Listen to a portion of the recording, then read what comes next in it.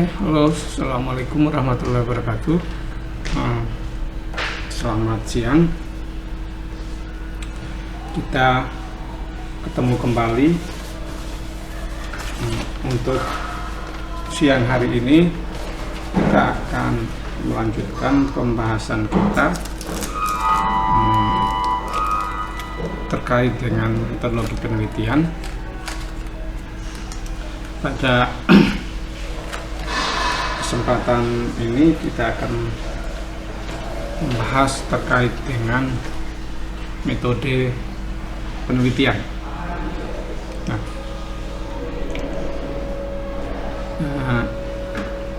Pada intinya metode penelitian ini menjadi sebuah hal yang menjadi keharusan dalam sebuah rencana penelitian.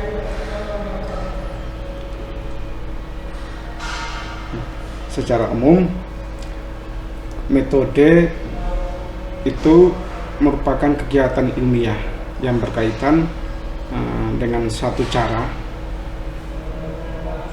kerja yang sistematis. Kenapa kok cara kerja harus sistematis? Karena dengan cara kerja tersebut kita dapat memahami satu objek penelitian di dalam menemukan jawaban yang dapat dipertanggungjawabkan secara ilmiah, termasuk keabsahan di dalamnya. Jadi metode itu cara yang sistematis, cara kerja sistematis untuk memahami sebuah objek penelitian sebagai upaya untuk menemukan jawaban yang dapat dipertanggungjawabkan secara ilmiah. Sementara penelitian, teman-teman sudah paham bahwasanya penelitian ini adalah penyelidikan yang sistematis yang ditujukan di dalam menyediakan informasi untuk menyelesaikan masalah-masalah yang ada. Karena ingat, penelitian itu kan diawali dari masalah.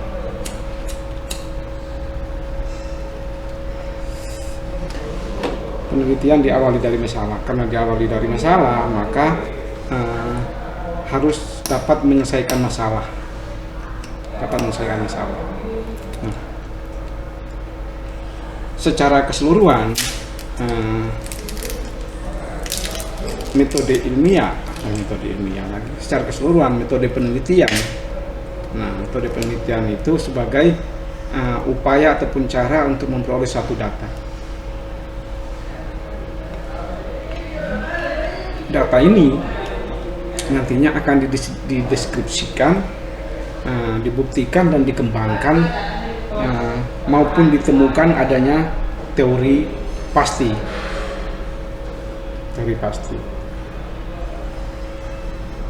Nah, sehingga di dalam penelitian itu karena kita deskripsikan, kita buktikan, kita kembangkan dan kita temukan adanya teori, maka sebuah penelitian itu dilakukan untuk memahami, memecahkan sekaligus mengantisipasi permasalahan yang muncul. Itu secara pengertian dan penjelasan terkait dengan metode penelitian. Nah, metode penelitian ini pada dasarnya merupakan cara kerja ilmiah untuk mendapatkan informasi dengan tujuan dan kegunaan tertentu. Nah, metode penelitian cara ilmiah untuk mendapatkan informasi dan tujuan. Untuk apa? Untuk digunakan untuk kegunaan, peruntukannya untuk kegunaan tertentu. Nah, cara ilmiah ini didasarkan pada ciri-ciri keilmuan. Apa itu ciri keilmuan? Yaitu rasional, empiris, sistematis dan juga objektif. Ya, harus bisa dirasionalkan, empiris berdasarkan fakta yang ada, secara sistematis dan juga objektif. Nah, metode penelitian ini ada dibagi dalam beberapa macam. Yang pertama adalah metode penelitian dilihat dari jenis dan juga analisisnya yang digunakan. Metode penelitian dilihat dari jenis penelitian dan analisis yang digunakan. Maka kita akan mendapati 3 jenis metode penelitian, yaitu metode penelitian kuantitatif, metode penelitian kualitatif, serta metode penelitian gabungan. Nah, metode penelitian kuantitatif ini adalah sebuah metode dengan menekankan pendekatan-pendekatan terhadap kajian empiris di dalam hal untuk mengumpulkan data, menganalisis data, dan menampilkan data dalam bentuk angka atau numerik. Lebih banyak ditekankan dalam data ataupun angka ataupun numerik dibandingkan dengan narasi, ya, atau naratif. Metode penelitian kuantitatif ini biasanya dilakukan apabila hendak memperoleh hasil yang akurat karena mengandalkan perhitungan. Jadi sebuah penelitian yang kemudian pengumpulan data, analisis, serta tampilan datanya yang berkait dengan perhitungan, angka atau numerik, analisisnya, maka bisa disebut dengan penelitian kuantitatif. Karena hasil daripada analisis data itu memberikan sebuah penguatan untuk menjelaskan sebuah permasalahan, untuk menyimpulkan sebuah hasil daripada penyelesaian masalah. Sedangkan yang kedua adalah penelitian kualitatif. Penelitian kualitatif ini biasanya metode penelitian yang kemudian dilakukan untuk memberikan penjelasan mengenai satu fenomena.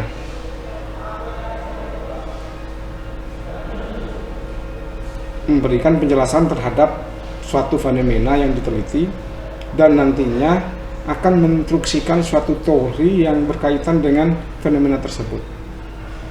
Nah, jadi penelitian kualitatif itu lebih banyak narasinya, lebih banyak ceritanya, konstruksi, menjelaskan secara lebih detail, lebih rigid, dari A sampai dengan Z, semua informasi yang kita kumpulkan dari sebuah fenomena. Nah, sehingga dari semua informasi itu kita menginstruksikan menjadi sebuah teori yang berkaitan dengan penyelesaian sebuah fenomena tersebut. Jadi dia lebih bentuk ke naratif. Itu metode penelitian kualitatif. Sedangkan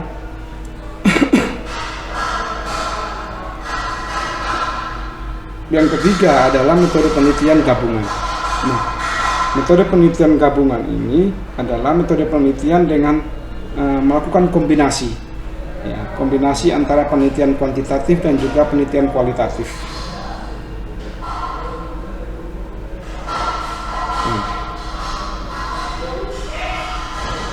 Jadi dia penelitian yang dianalisis dengan angka, ya, dengan angka secara kuantitatif, kemudian penjelasannya, penjambarannya menggunakan narasi ataupun kualitatif, baik itu berupa wawancara dengan informan kunci maupun juga dengan beberapa pendekatan riset-riset sebelumnya yang kemudian melakukan hal yang sama dengan topik penelitian yang sama. Jadi misalkan gini, kita di perikanan,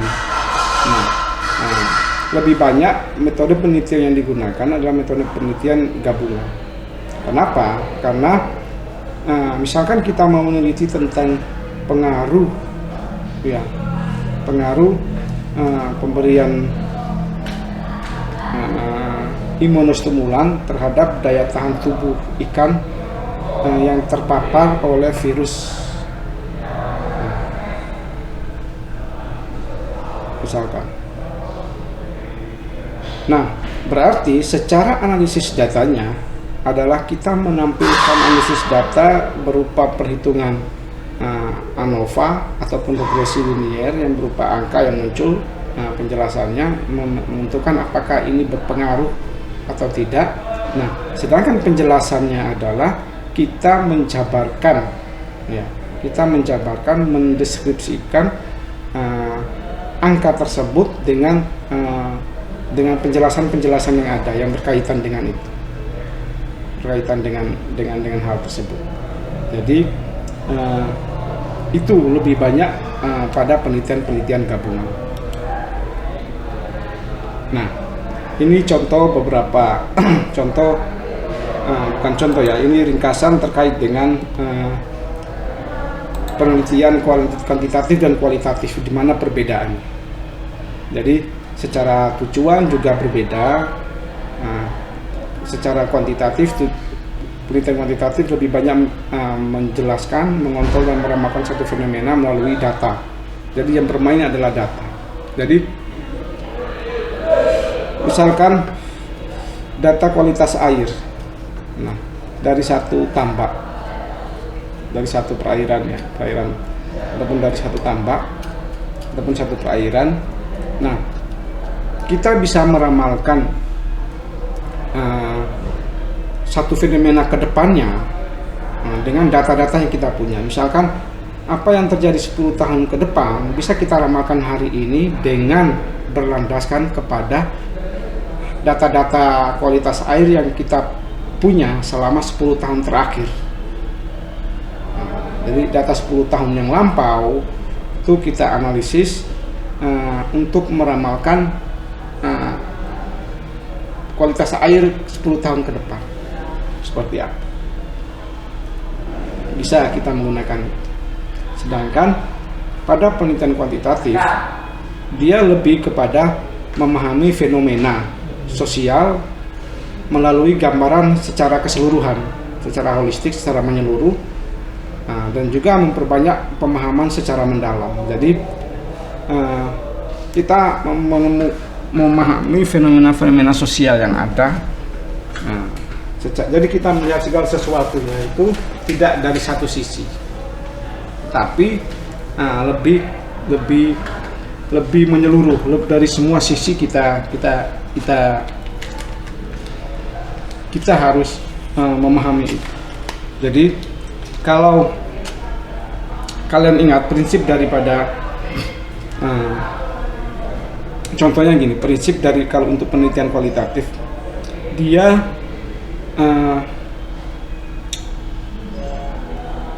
untuk memahami tujuan daripada penelitian kualitatif itu, kita lebih, contoh yang lebih real, lebih masuk di teman-teman adalah seperti seorang wartawan.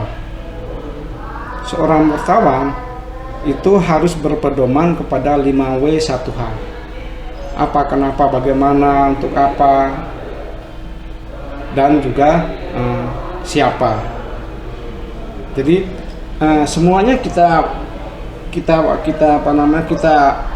kupas sehingga semua sisinya kita dapat gambaran dari semua sisi. Oh, sebelah sini seperti ini, sebelah ini seperti ini, sebelah ini.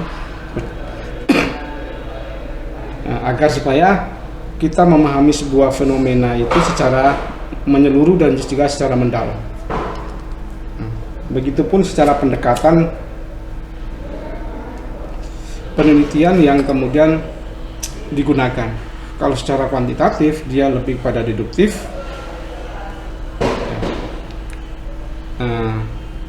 Kalau kualitatif dia lebih kepada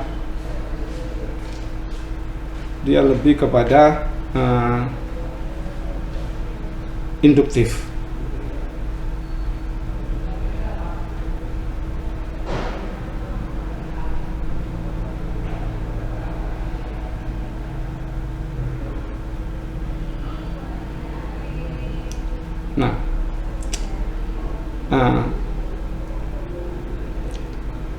teman-teman masih paham ya? Sudah paham kan? Masih ingat apa itu deduktif dan apa itu induktif?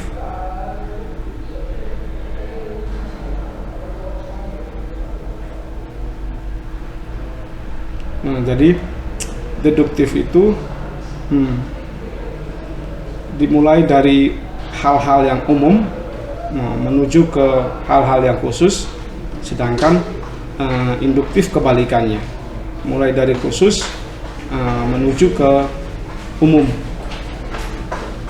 menuju ke umum. Jadi umum, deduktif itu umum ke khusus, sedangkan induktif itu khusus ke umum.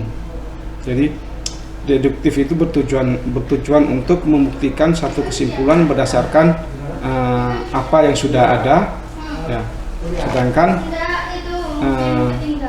induktif dia lebih membuat kesimpulan berdasarkan pengamatan ataupun data tertentu, ya, data tertentu. Nah, sedangkan berikutnya, aspek pendekatan berikutnya adalah untuk kuantitatif. Ini dia lebih kepada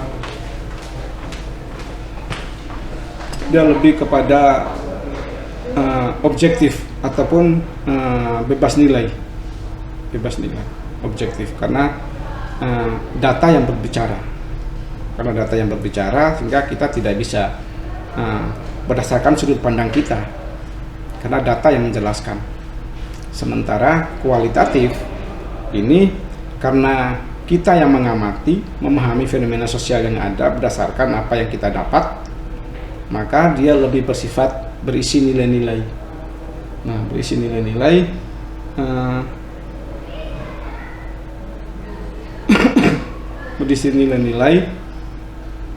sehingga dia lebih pendekatannya lebih ke subjektif.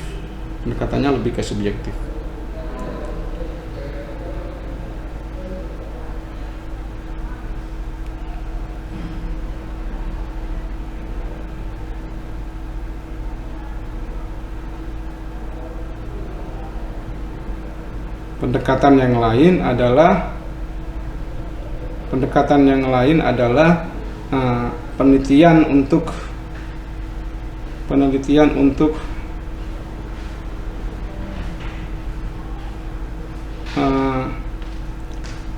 secara kuantitatif,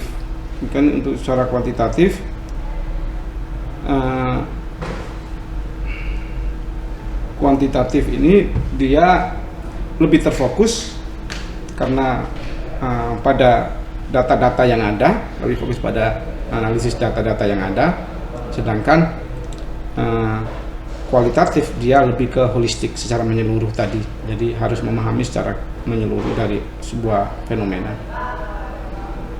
Sedangkan pendekatan yang lain adalah untuk kuantitatif dia orientasinya pada orientasi tujuan, sedangkan kualitatif dia orientasinya adalah proses.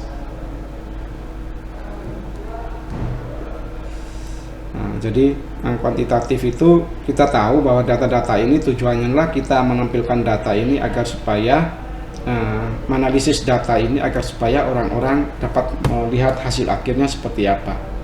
Jadi tujuannya itu menjawab tujuan yang ada. Jadi seperti contoh tadi, bagaimana kemudian contoh pengaruh pemberian imunostimulan terhadap daya tahan tubuh ikan yang terpapar oleh virus, maka tujuan kita adalah menjawab hipotesis yang ada. Apakah ini berpengaruh ataupun tidak berpengaruh.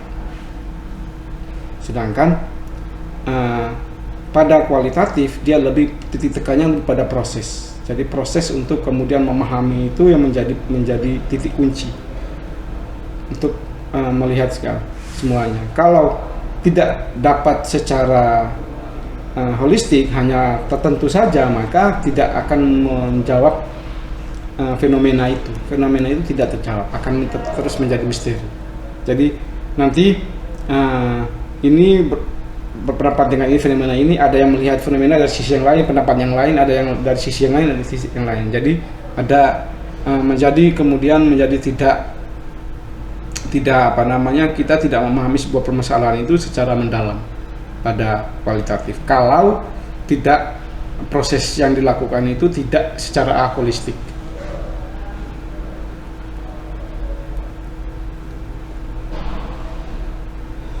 Begitupun metode, metode pendekatan, metodenya, metode pelaksanaannya, dia untuk kuantitatif itu karena dia lebih terstruktur, lebih formal, kita variabelnya sudah kita tentukan terlebih dahulu.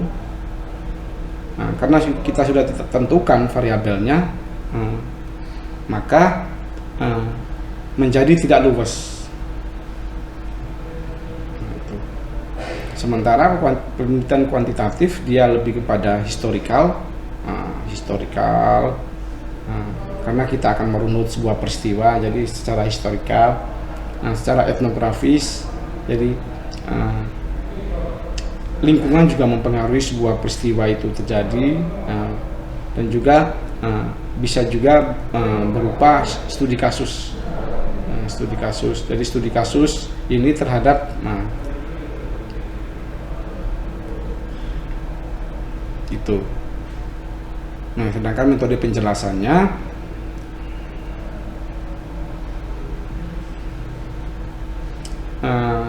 dia sebuah fakta itu tidak berasal dari perspektif subjektif tetapi dan terpisah dari konteks, tapi dia berdasarkan apa yang kita data yang kita punya, kita dapatkan.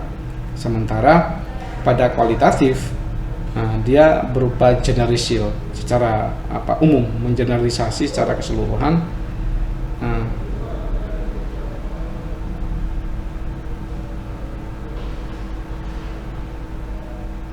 Upaya generalisasi itu tidak ada karena sebuah perilaku itu selalu terikat oleh namanya konteks. Ya, konteks apa yang terjadi itu pasti ada penyebabnya, konteksnya seperti apa, dan juga harus kita interpretasikan secara berkasus. Sedangkan data yang didapat adalah bisa sampel acak. Sedangkan pada kualitatif dia lebih pada naratif, deskriptif, dan juga dalam bentuk narasi ataupun penjelasan dengan lebih banyak pada kata-kata,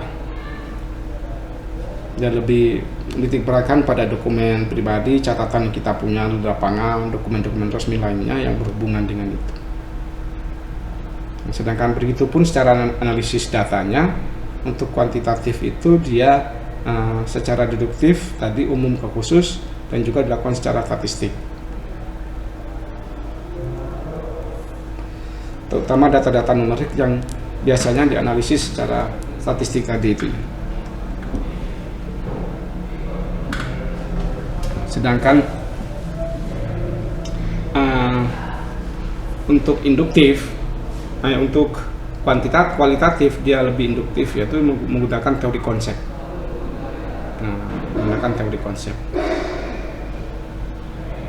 Dan juga menggunakan metode perbandingan. Konsepnya seperti ini dibandingkan dengan konteks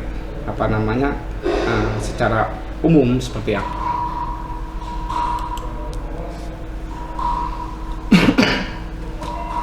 Itu yang berdasarkan jenis dan analisis. Berikutnya kita akan melihat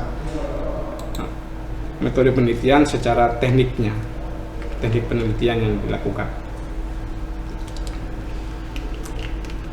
Berdasarkan secara teknik, maka terbagi 3 juga, yaitu penelitian survei, penelitian sejarah, serta penelitian eksperimen. Ya. Penelitian survei, metode penelitian survei ini metode penelitian yang dilakukan pada sebuah populasi, baik itu populasi besar maupun populasi kecil. Ya. Nah, penelitian survei ini juga data yang ada adalah data ya dari sampel, ya dari data sampel dari populasi tersebut. Ya, ingat statistik ya, ada sampel, ada populasi. Nah, data yang kita punya adalah data sampel dari populasi. Dan kemudian kita akan temukan kejadian-kejadian baik itu secara relatif, secara distribusi sebarannya seperti apa, dan hubungan-hubungan antar variabel yang mempengaruhi secara sosiologis maupun juga secara psikologis. Jadi data itu tidak bisa berdiri sendiri, tetapi ada hubungannya. Misalkan kita mau melihat tentang meneliti tentang tingkat kesejahteraan nelayan atau pembudidaya ikan. Tingkat kesejahteraan pembudidaya ikan, ternyata yang didapatkan itu adalah tingkat kesejahteraan yang kemudian kurang sejahtera, misalkan. Nah, kenapa kok kurang sejahtera? Maka di sana ada beberapa hal yang kemudian yang mempengaruhi hubungan antara variabel-variabel, karena tingkat kesejahteraan itu dilihat dari pendapatan bersih, ya pendapatan bersih kita bagi dengan pengeluaran total. Jadi pendapatan bersih sebagai seorang pembudidaya ikan ya. Jadi misalkan dia sebagai seorang pembudidaya ikan, tetapi dia juga kerja sampingan sebagai ojek online, maka penghasilan dari ojek online itu tidak kita hitung, karena yang kita teliti adalah tingkat kesejahteraan pembudidaya ikan. Jadi yang pendapatan yang dipakai adalah, yang dihitung adalah pendapatannya yang hanya dari hasil budidaya ikan, dibagi semua aspek pengeluaran, apakah itu pengeluaran rumah tangga seperti sandang, pangan, papan, terus pendidikan anak, kesehatan, hiburan, sama pengeluaran untuk faktor produksi budidaya, pengeluaran untuk beli bibit, mengolah kolam, ya mengolah kolam, terus kemudian beli bibit, beli pakan, beli obat-obatan untuk ikan. Nah, itu semuanya kita hitung pengeluarannya. Nah, jadi variabel-variabel itu yang hubungan antara variabel itu yang juga harus dijelaskan di dalam penelitian survei ini. Nah, begitupun juga secara sosiologis maupun secara psikologis. Nah, secara sosiologis kan ada pengeluaran tambahan sebenarnya biasa kita lihat, karena lingkungan itu akan membentuk sebuah pranata sendiri. Jadi ada yang kemudian ada ada kacatan di syukuran di tetangga segala macam, itu kan ada pengeluaran tambahan lagi yang keluar. Itu juga secara sosiologis juga mempengaruhi tingkat pengeluaran.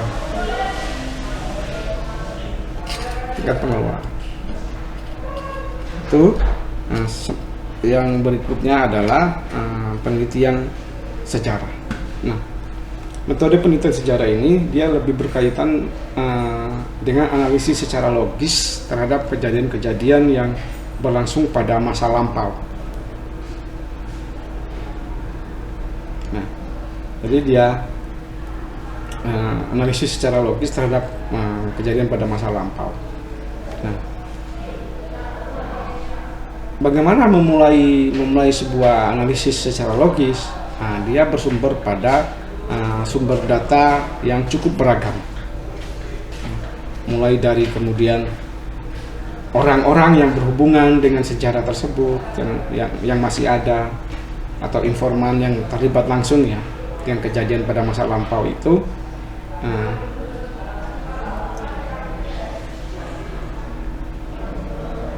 Itu yang menjadi kunci daripada penelitian sejarah ini. Tujuan daripada metode penelitian sejarah ini adalah untuk merekonstruksi kejadian-kejadian masa lampau secara sistematif dan juga secara objektif. Karena kejadian pada masa lampau itu pasti akan memiliki sudut pandang yang berbeda-beda. sudut pandang yang berbeda-beda. Nah, biar tidak menjadi simpang siur, maka kita harus merekonstruksi itu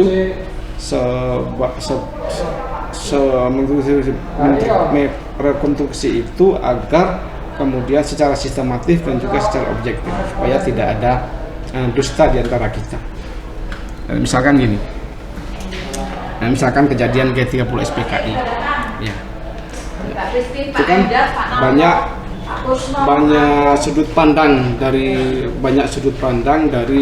peristiwa tersebut, dari korban sendiri, dari pelaku juga sendiri, dari orang umum yang menyaksikan itu juga sudut pandangnya berbeda-beda,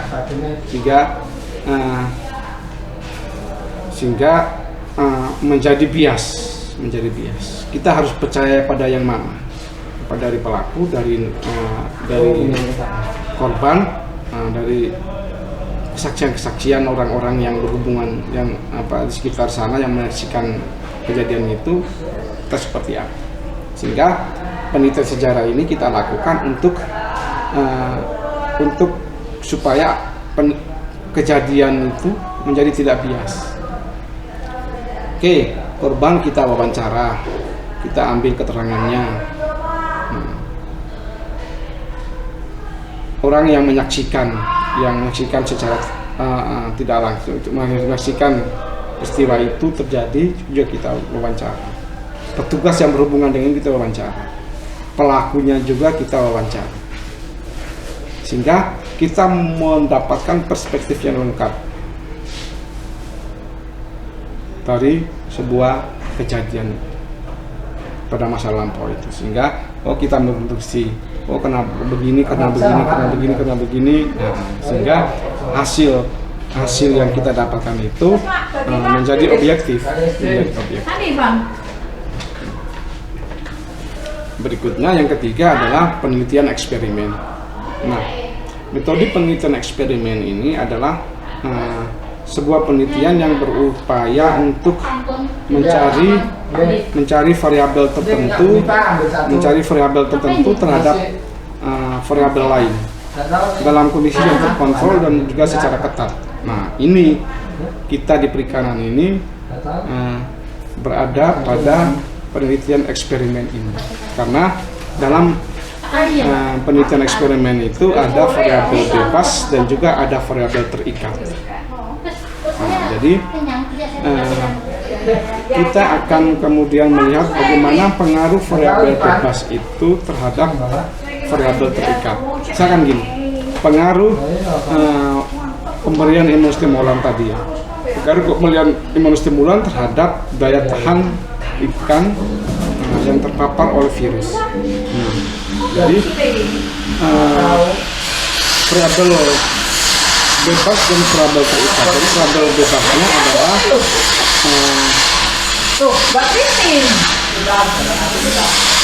imunostimulan,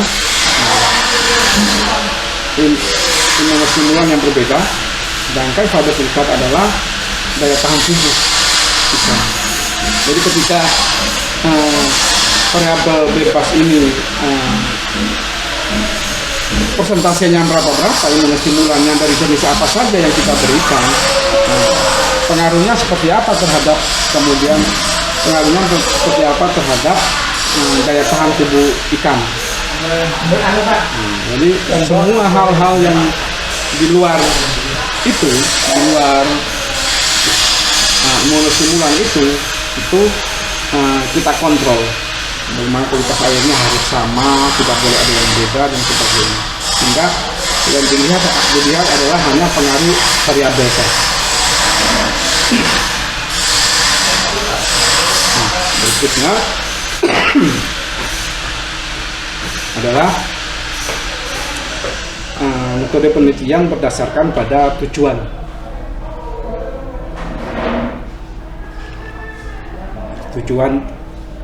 Penelitian.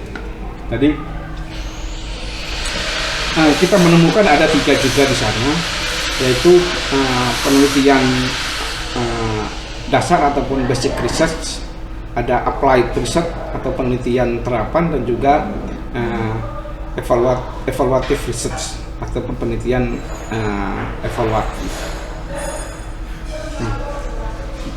Basic research, penelitian dasar biasanya diperuntukkan bagi pengembangan sebuah ilmu pengetahuan, dan juga kalau diperuntukkan untuk pengembangan sebuah ilmu pengetahuan, maka di sana diarahkan pada pengembangan teori, ya, diarahkan pada pengembangan teori untuk menemukan sebuah teori baru.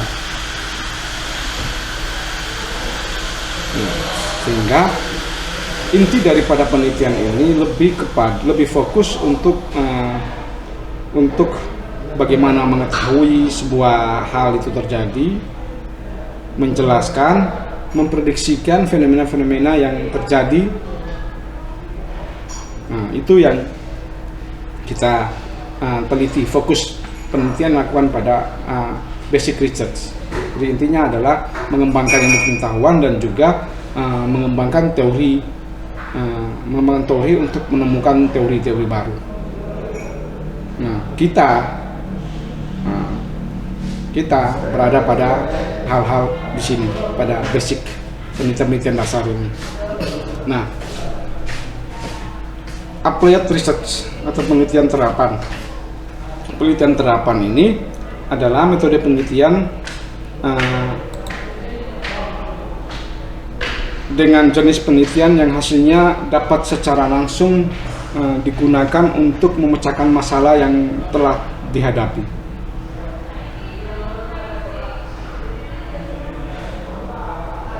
Nah, karena pada dasarnya penelitian terapan ini dilakukan untuk menguji manfaat dari teori-teori ilmiah,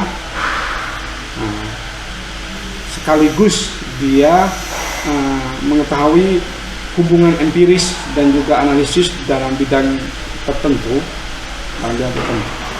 Jadi contohnya adalah penelitian terapan yang digunakan oleh industri. Ya, penelitian yang hasilnya dapat digunakan oleh industri ataupun oleh masyarakat. Ya, ataupun oleh masyarakat. Jadi jangan penelitian dasar tidak semuanya bisa diterapkan oleh masyarakat ataupun industri, tetapi dia membutuhkan applied. Nah, lebih jauh lagi adalah kalau ini dikembangkan ke masyarakat atau industri seperti apa, itu lebih jauh lagi. Yang terakhir adalah penelitian evaluatif. Metode penelitian evaluatif ini dia bagian daripada penelitian terapan. Dia sebenarnya bagian dari penelitian terapan, tetapi fokusnya lebih kepada mengukur keberhasilan akan satu program atau produk ataupun kemudian kegiatan tertentu. Jadi dia lebih kepada evaluasi. Jadi dia lebih di sana. Jadi mengukur tingkat keberhasilan. Jadi dan penelitian ini lebih banyak berada pada dilakukan oleh sebuah lembaga. Ya, lembaga. Jadi misalkan contohnya begini. Selama ini kan hampir semua dinas yang ada itu memberikan bantuan usaha kepada misalkan perikanan, ya, bantuan usaha pada nelayan ataupun pembudidaya.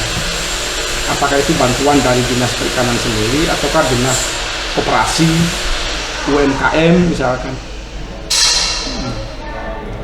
Tapi selama hampir sampai di saat ini proses evaluasinya itu jarang dilakukan. Sejauh mana efek daripada bantuan tersebut terhadap peningkatan kesejahteraan daripada para nelayan ataupun para pembudidaya. Sehingga kita ini harus mengevaluasi berhasil enggak atau malah tidak berhasil, atau malah bantuan itu dijual lagi, misalkan bantuan terkait dengan kapal ataukah sarana produksi. Ini yang harus dilihat. Ini yang harus dilihat, tingkat keberhasilannya seperti apa. Tingkat keberhasilannya seperti apa.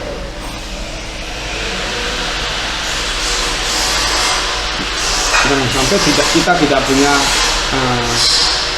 analisis terhadap tingkat keberhasilan itu akan menjadi misro nanti.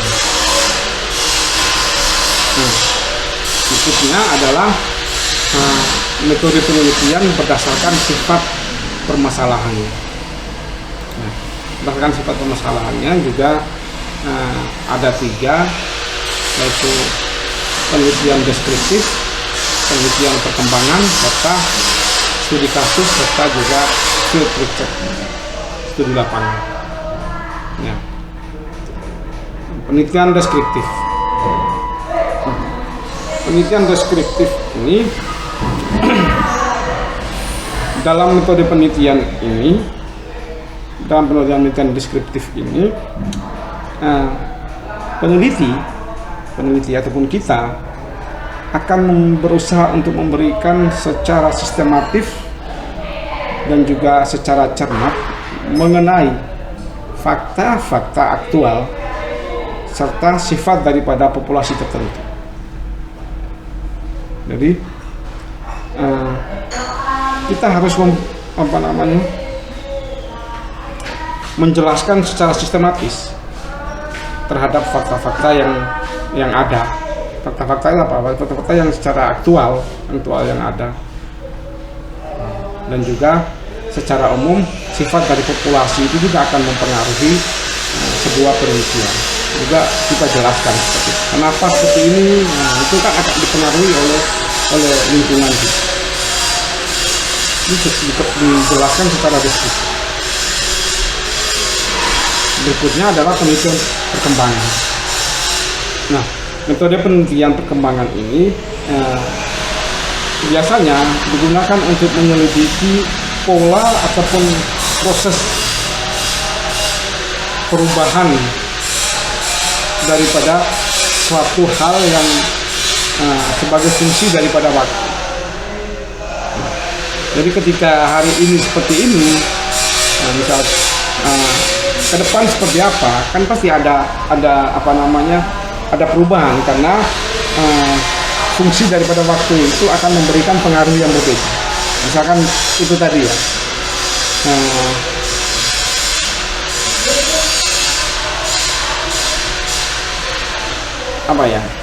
Kualitas air bisa juga. Jadi hari ini dengan besok pasti akan berbeda karena dipengaruhi oleh lingkungan itu tercemar ataupun tidak. Jadi ada fungsi dari waktu itu yang mempengaruhi pola, ataukah pola hubungan kemasyarakatan. Kalau sosial ya, pola hubungan kemasyarakatan juga akan berbeda dari satu waktu dengan waktu yang lain, karena perubahan itu antar waktu itu akan ada. Sedangkan yang terakhir adalah studi kasus dan juga studi lapangan. Nah, metode ini kita lebih fokus pada sebuah kasus secara insentif dan juga terperinci. Apakah itu tentang latar belakang, keadaan yang tengah dipermasalahkan, dan lain sebagainya. Tujuan daripada penelitian, metode penelitian studi kasus maupun studi lapangan ini adalah itu tadi, lebih detail tentang latar belakang, interaksi terhadap lingkungan pada sebuah unit sosial,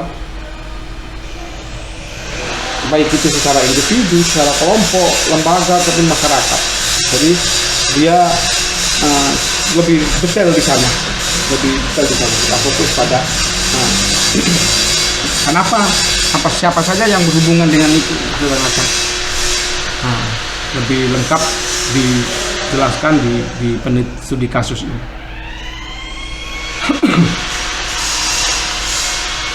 Berikutnya adalah metode penelitian berdasarkan tingkat eksplanasi. Berdasarkan tingkat eksplanasi.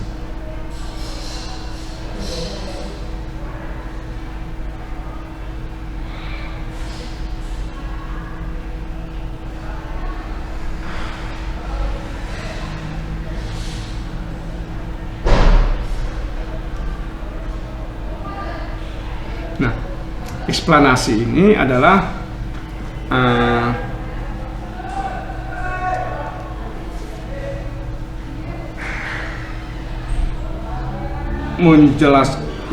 lebih kepada penjelasan terhadap mengapa dan bagaimana sebuah fenomena itu terjadi.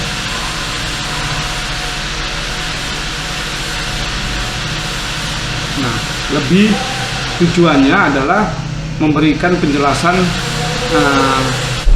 menjelaskan bagaimana dan mengapa sebuah peristiwa itu terjadi.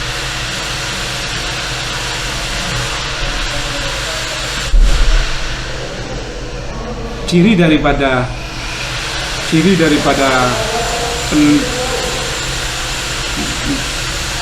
eksplanasi ini adalah dia harus informatif. Berarti apa?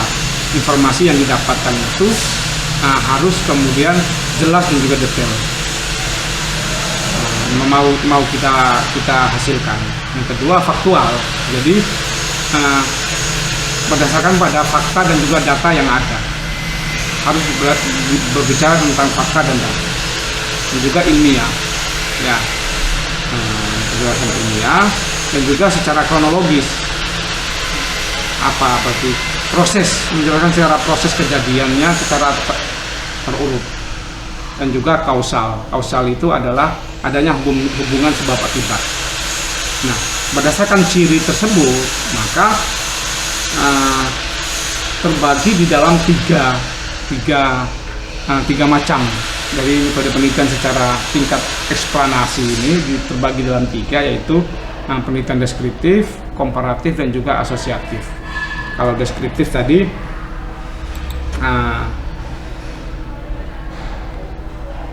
dia berarti dilakukan dalam bentuk deskripsi berupa narasi, ya. Menjelaskan secara keseluruhan dengan tujuan adalah mengetahui nilai variabel mandiri, baik apakah itu hanya satu variabel atau dua ataupun lebih, satu ataupun lebih dari satu. Nah, satu atau lebih dari satu, sehingga itu yang kita jelaskan. Jadi variabel-variabel yang ada kita jelaskan. Yang kedua adalah penelitian komparatif. Namanya komparatif berarti apa? Perbandingan. Ya, perbandingan. Kita penelitian ini dilakukan untuk membandingkan.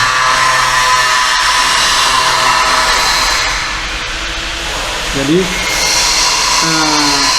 variabel yang ada itu sama semua, tetapi dalam waktu yang berbeda. Jadi studi komparasi, membandingkan. Kalau dengan teknik yang sama, kayak kita pelihara ikan, ya, bibit yang sama, ini sama, tapi hasilnya berbeda. Kenapa? Nah, itu komparasi, itu membandingkan. Yang ketiga adalah penelitian yang bersifat asosiatif. Nah, asosiasi ini, metode penelitian ini dilakukan untuk mengetahui apakah ada hubungan antara dua variabel ataupun lebih di dalam sebuah fokus penelitian.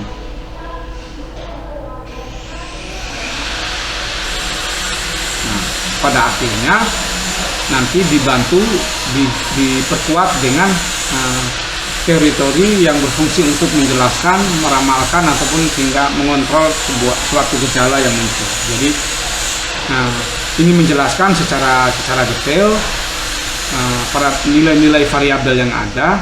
Nah, kalau komparasi ini membandingkan secara hal yang sama tapi dalam waktu yang berbeda. Nah, asosiatif ini adalah meneliti tentang apakah terdapat hubungan dari dua variabel atau lebih. Yang berikutnya adalah metode penelitian berdasarkan jenis data. Penelitian berdasarkan jenis data.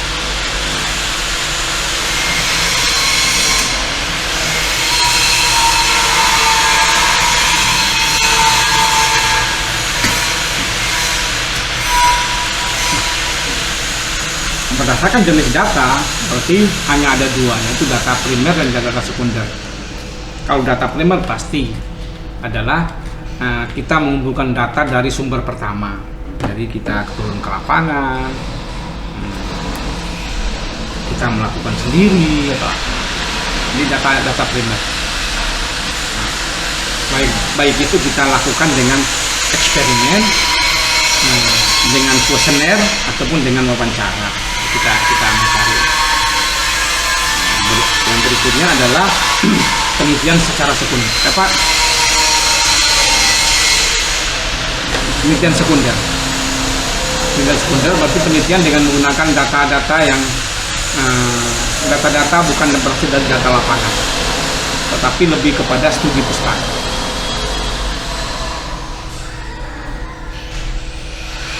Berarti kita kumpulkan dari lembaga-lembaga yang berhubungan dengan penelitian yang akan kita lakukan, ataupun juga hasil-hasil yang lain dari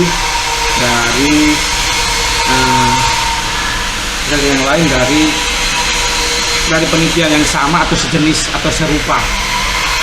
Nah, kalau primer kita lakukan sendiri, sedangkan sekunder by pustaka. Itu secara jenis. Nah, berikutnya adalah metode penelitian berdasarkan pada tempat. Itu terbagi tiga, yaitu laboratorium, lapangan, serta perpustakaan. Nah, kalau laboratorium jelas kita lakukan hanya di laboratorium, skala laboratorium biasanya digunakan diterapkan pada riset-riset pada bidang-bidang eksak, ilmu eksak. Perikanan bisa lapangan, bisa laboratorium, bisa lapangan, ya. Kedokteran, MIPA, segala macam, pertanian, jadi secara skala laboratorium. Ada juga penelitian secara lapangan.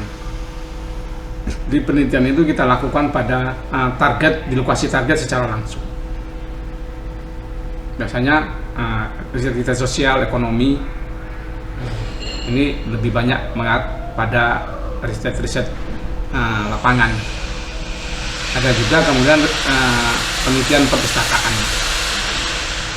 Dia lebih kepada kajian literatur. Nah, jadi misalkan kita perbandingan riset ini terhadap apa. Jadi kita mencari riset yang sama sebelumnya, baik itu berupa jurnal ataupun buku maupun yang lain yang berhubungan dengan by literatur. Yang terakhir adalah metode penelitian berdasarkan bidang penelitian. Itu berarti ada eksak, ada sosial. Kalau eksak berarti penelitian dikhususkan pada bidang-bidang eksak saja. Sementara sosial khusus diperuntukkan untuk bidang sosial. atau humaniora dari ekonomi, hukum, pendidikan, sosiologi, dan sebagainya. Nah, itu beberapa hal yang berhubungan erat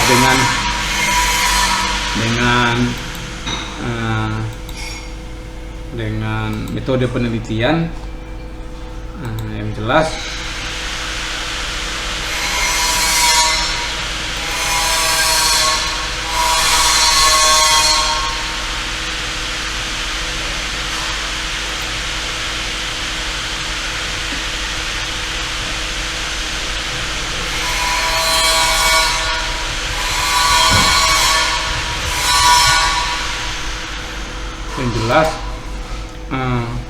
metode penelitian itu intinya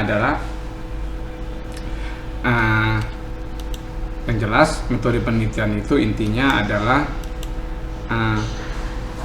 cara ataupun prosedur ilmiah yang digunakan untuk kita mengumpulkan, mengolah dan menganalisis data guna mencapai tujuan penelitian. Intinya itu. Di situ. Nah, tujuannya apa? Tujuan dari metode penelitian adalah untuk agar supaya kita mendapatkan data yang valid dan juga relevan. Setelah data itu didapat, maka data ini kita gunakan untuk menjawab pertanyaan-pertanyaan atau masalah-masalah dalam penelitian kita. Baik itu menguji hipotesis atau mengembangkan pengetahuan baru. Ya, pengetahuan baru. Dengan prinsip daripada metode penelitian ini adalah harus itu tadi ya, prinsip-prinsip ilmiah tadi, rasional, empiris, sistematis, tadi objektif, ya. Yang di sana. Oke, terima kasih. Kita akan ketemu lagi